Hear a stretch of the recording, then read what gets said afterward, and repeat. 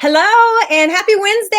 It is BAM Speak Live, and we are back with another author on the BAM tour. Today we have author Julenia Speaks, who is, the author of Learning to Trust Again, Secret Desires. And this is one thing I love about this is that it's not just one book, it's a series. So we got some serious discussions to do. So welcome, Julenia Speaks. How are you today? I'm fine, thank you. So how's your Wednesday going? Oh, it's going fine. Well, as Wednesdays go. Well, Wednesdays are always, that's the middle of the week. I myself have been, living on my affirmation jar out of, affirmations. Did an affirmation jar, so I'm a little bit chipper, more than usual for this week. So let's get into this book or this book series. Okay. Learning to trust again, secret desires. First of all, give the viewers a little background on what made you create this series. Well, I had created a different series under a similar name when I was working with the publisher. Mm-hmm. I left the publisher and wanted to redo the books that I'd written with the publisher. So the original series was called Someone to Love. Oh, And okay. it was written by Julenia without the speaks, just one name. And so I was just looking at the books, reading, the manuscripts after I left the publisher, and I decided that I wanted to redo the three books that I had written with the publisher, and then I wanted to continue on to do some more. So originally, the first book for Bitten Desires was a screenplay, and I was going to send it in to someone that was looking for soap opera writers, and Okay. then a friend told me that there was a publisher that was looking for romance authors, so I turned it into a book.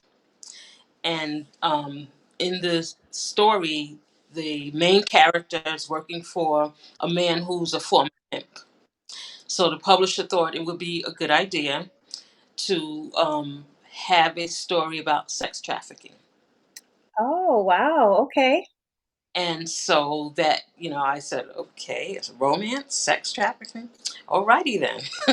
And so, that's what I did. The story is about a woman who, she moves to Massachusetts. She works at a shelter and she meets this guy who lives at the shelter. And they develop this friendship. She's a black woman, he's a white guy. And Okay. so up until the seventh book, all the books are interracial.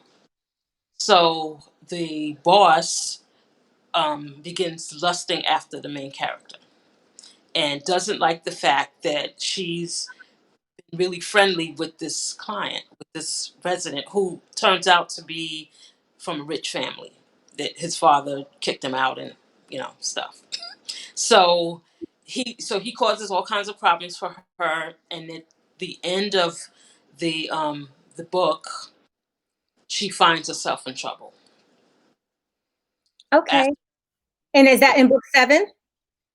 that's book that's book one.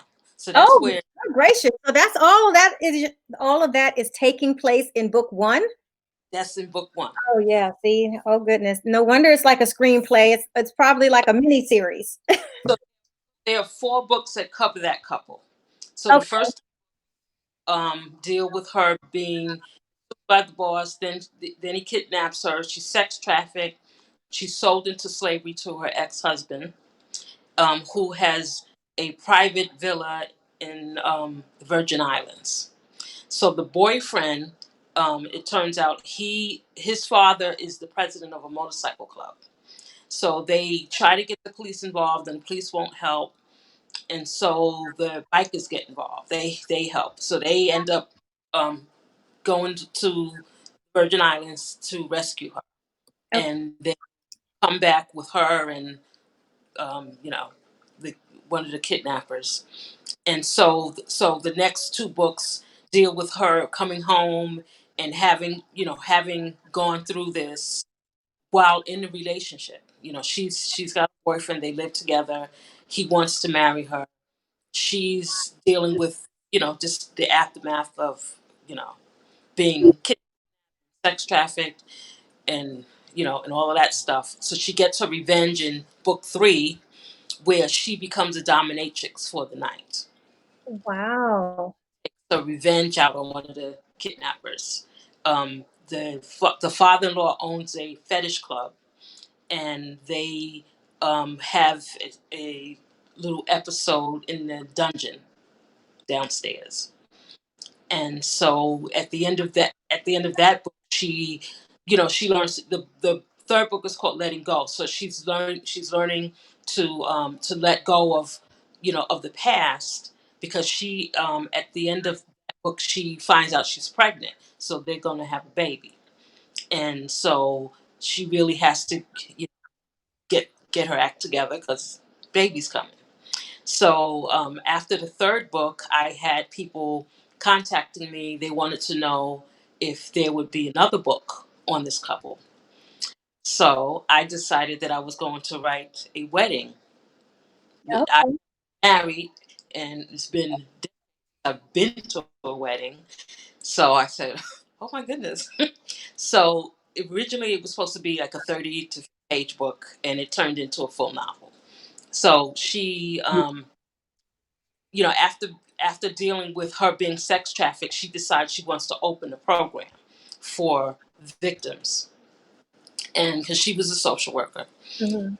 so she opens this program with her fiance, with her boyfriend, and she gets some friends together, people that were with her when she was held in captivity. So they open this program, and they're dealing with some issues there with some of the residents, well, actually one in particular. And at the same time, the boyfriend is planning a surprise wedding. So the wedding ends up being held at a hotel and spa that's owned by the boyfriend's a friend of the boyfriend's, and that person gets his own story in the next book. Mhm. So there are people that are introduced in the book that end up in future books. Okay. And so you're on book 7 now. How Yes. many, how many chapters do you think you plan to write for this series? For book 7, Is book uh, 7 the final? well, it was done, and it got lost, so I've recreated the book. So Okay. it's 20 chapters and an epilogue. Okay, no, that's what I was saying. Well, will the series end with chapter 7, or will there be a chapter 8, a chapter 9? Chapter 8, I'm not sure yet if there will be a chapter 9, because I'm having so much fun with, you know, where these new characters are coming up and then they get their own. So that's a possibility. Well, it So definitely books. keeps you writing. Hmm. I said it definitely is going to keep you writing. Hmm. So I really like this new book 7, because it's so much different from the other books. It's a young girl. She's in foster care. She's a foster child. She's living in a group home, and she's sort of an overachiever. She studies a lot. She wants to go to college, and the people at the program, kind of negative. She gets accepted into a college in Canada, Mhm. and meets her love interest, who is a college professor, an attorney, and a business owner.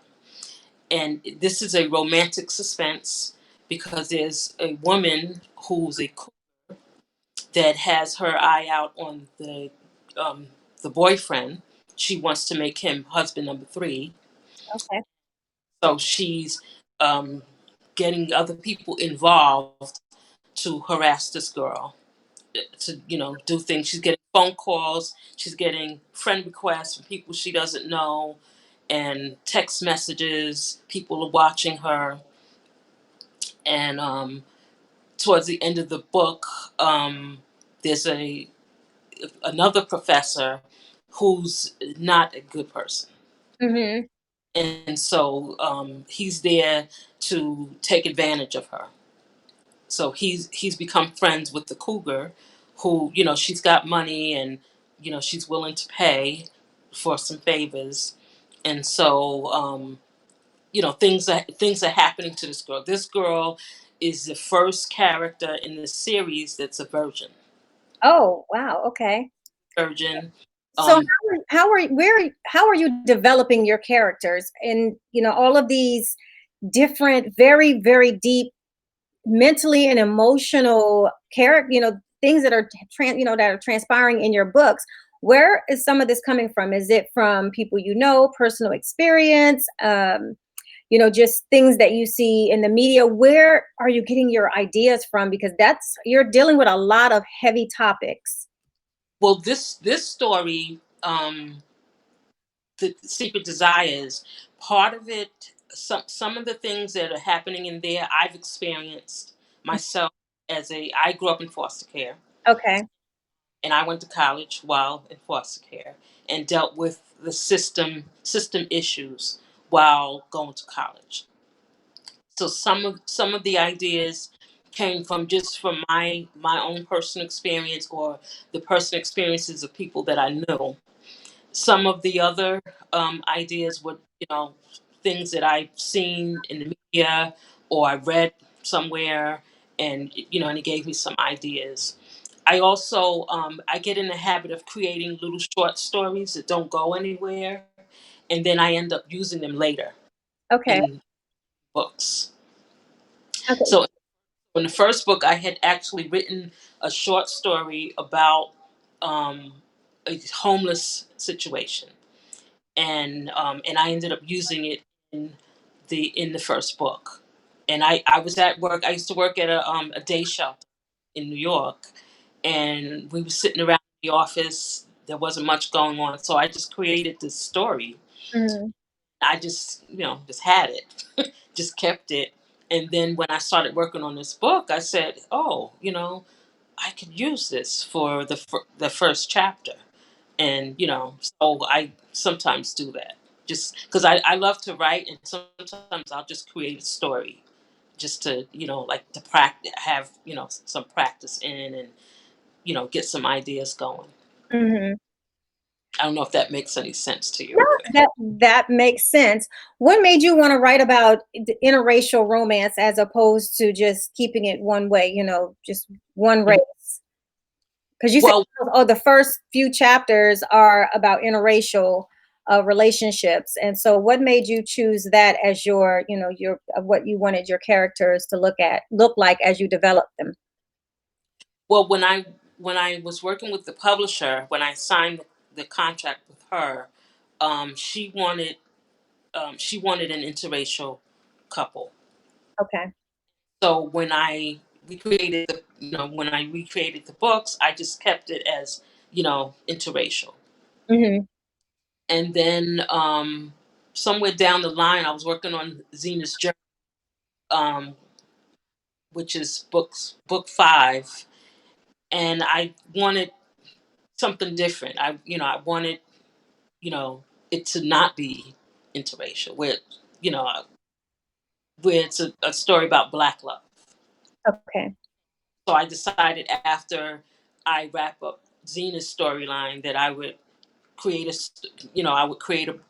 story about two people in love that are both that are Black. There are a lot of things that are going on in the media, comments friends have made, where they're questioning why, or why are you writing this kind of story, and all of this stuff is going on, especially now. And Yeah. and I thought about it, and I said, well, maybe I will do something like that. And so and I really like this story, because because she's young, she's in college, that's a supposed to be a happy time. Normally, you have your whole future ahead of you and all of that stuff. Okay. So let's go back to your past a little bit. At what age were you when you started writing stories and started putting things together to where you could start making them short stories, and you started writing more often? Were they in journals? Were they just small books that you was writing? Were you writing for a particular audience, maybe some siblings or anything? I started out when I was about 10, and I remember I used to watch soap operas with my aunt, and I would, like recreate those storylines where, it would have, a different outcome that I like, Hmm. 10-year-old. And then when I was 11, I wrote not a screenplay, a school play. I wrote a school play, and my sixth grade teacher liked it, and it became a play where class, were, actors, were the actors. And it was, you know, a play that was held in the assembly, the auditorium. And after that, I just got in the habit of writing these little short stories. They didn't go anywhere. I felt as a young black girl, um, that I would never be a writer. I remember when I was in the sixth grade, there were a group of us sitting around talking about what we wanted to do. And when I said that I love to write, and a friend of mine said, "Well, you should be a writer." And she's this little Jewish girl, and her mother was like, around during the hippie movement, and you could do anything you want, kind of thing. But then I would go home, and I would be told, well, you're black, and that you got to give 150%, and you will barely survive after giving 150%. So I didn't really see myself as being able, to be a writer as a career. So That what? I just Well, so now with everybody telling you this, what do you say to them now? How do you feel about yourself now that you are a published author? You have a series of books. What can you share now that is the most impactful for other people who might be being told the same thing, especially young adults? I would say, not to listen to the naysayers, because I still have naysayers in my family that don't they don't support what I'm doing. They don't believe in it, even though they know that they're published.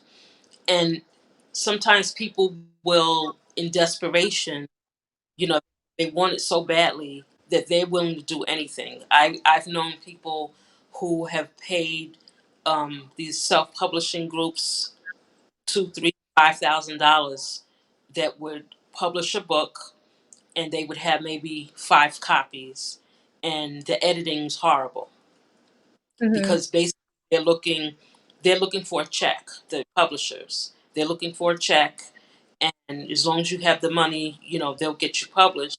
But then if you look at it, you know I've seen books where I'm looking at it and I'm saying, oh my God, who edited this? And so people will, they don't really think things through, and they're talking to people that might be leading them down the path. And so I would say for young people like that, to talk to someone, get a lawyer. um, the one regret that I had, um, when I signed on with a publisher, was that I didn't have an, and I was cheated out of a lot of money. I was two of the original books made the top 100 bestseller list, Hmm.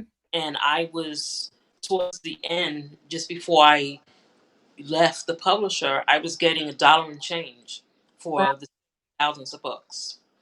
And I even contacted Amazon, and Amazon said that you should be getting between 3 and 5 thousand a month, looking at what's on the computer, the book sales, and everything. And they advised me to get out of my contract. They said, because they're just going to keep cheating you. And month after month, I would get my royalty checks, $1.97, $1.80, and I'm looking at the sales, and there's 10,000 books. Wow. 8,000. And, so if I had an attorney, first of all, it definitely would have turned out differently. And I don't believe I would have gotten cheated like that. And, Mm-hmm. and I actually trusted the publisher. She works at a Dallas school as a school counselor. So I trusted her that, she's a school professional, and I'm looking at it. I don't think she would cheat people. She seems down to earth, and and all of that. So all the things that you really, I was making decisions that were not what a businesswoman would make, but someone, just happy go lucky. Mm-hmm. And so I look at things differently, and I advise people all the time. People that tell me that they want to publish a book or they want to write a book, and and they get all excited about these companies that are charging them money, and and they're saying save up because I want to publish this book, and and I'm saying, well, traditional publishers, they pay you. Some even give you an advance. Mm-hmm. So paying someone with money you don't even have. So that's the advice that I would give to people, is to think things through. Um, if you don't have an attorney, get someone that knows the law or knows about the publishing world, and what your rights are, things like that, before you sign anything. Wow.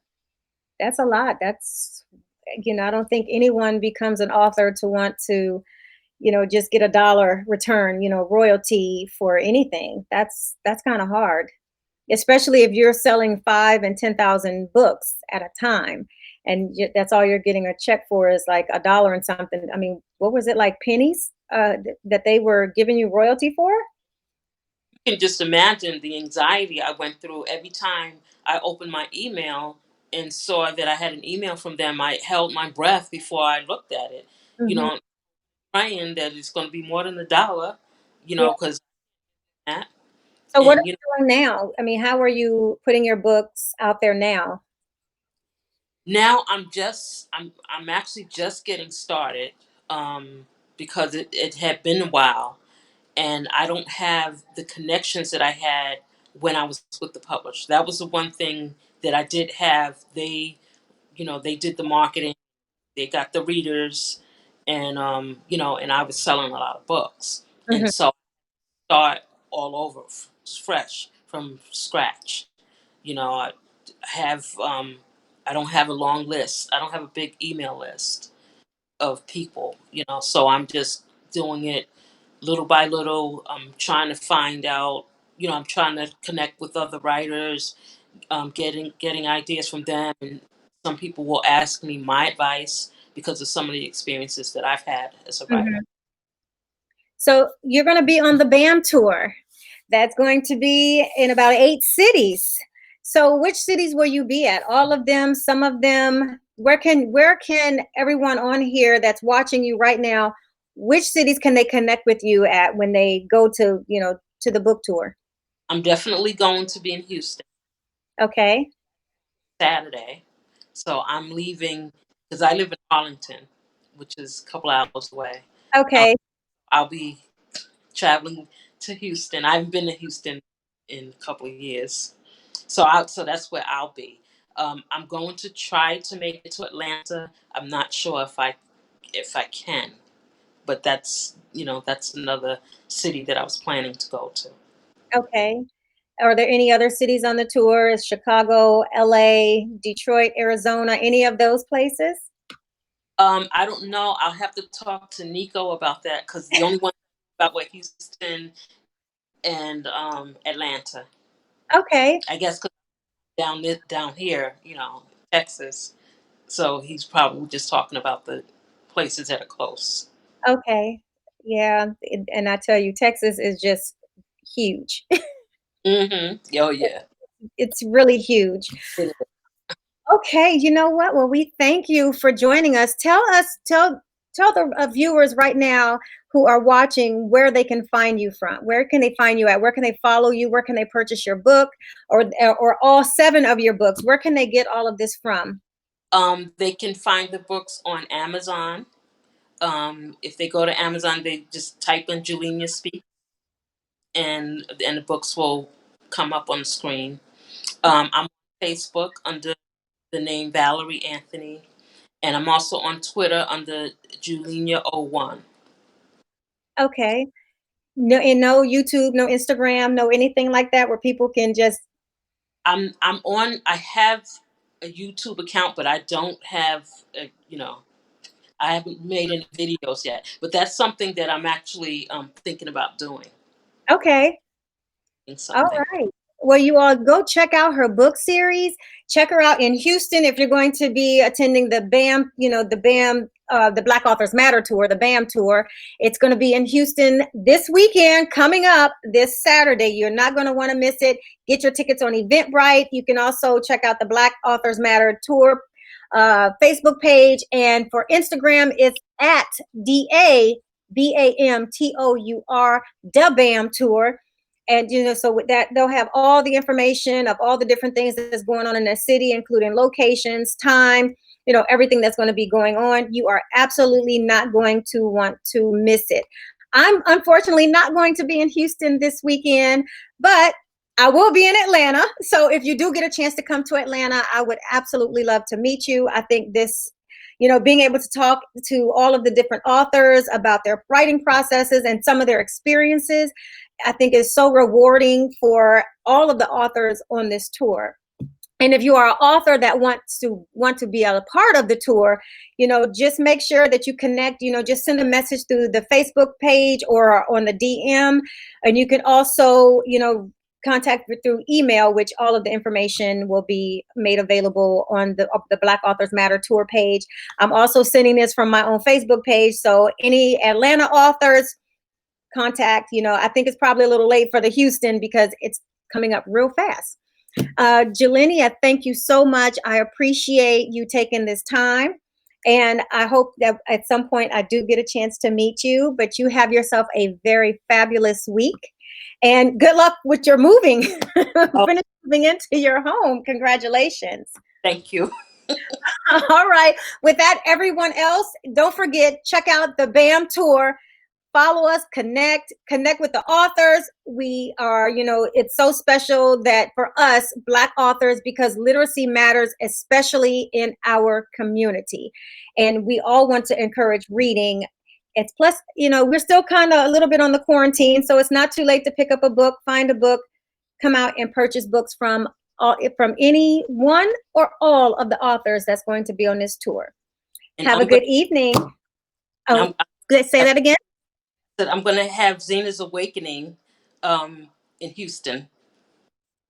So okay, see, she's going to have Zena's Awakening in Houston. And so I'll have some if people want to purchase or talk about it. You said, okay, so you can talk about your book, that people can purchase. Will you have the other series that on there as well, or just the Zenith Awakens? Just Zena's Awakening, because I purchased these and, they're not cheap. Oh, well, don't I know as an author. All right. Well, have fun and be safe on your travel down to Houston, and definitely connect with Nico about Atlanta. And I do hope to see you there. Okay. Good night, everyone. All right. Bye-bye. Bye.